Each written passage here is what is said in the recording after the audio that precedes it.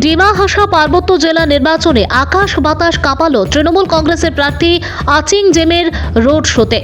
সহস্রাধিক bike, auto ও 4 চাকার বাহন নিয়ে বিশাল শোভাযাত্রার মাধ্যমে শক্তি প্রদর্শন করে।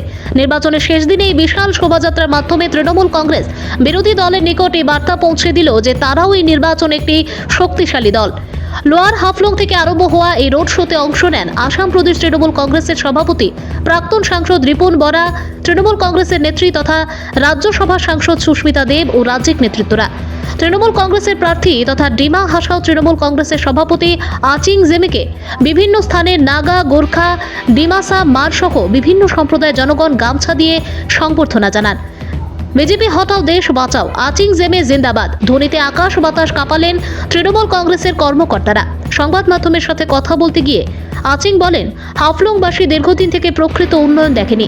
মুখ্যমন্ত্রী হিমন্ত বিশ্ব শর্মা লোয়ার হাফলং থেকে গরমপানি পর্যন্ত রাস্তা বানানোর প্রতিশ্রুতি দিয়েছিলেন, কিন্তু একাংশ বিজেপি নেতাদের ভূমি কেলেঙ্কারিতে তা হয়ে ওঠেনি। বছর বছর থেকে পানীয় জলের সমস্যায় ভুগছেন হাফলংবাসী।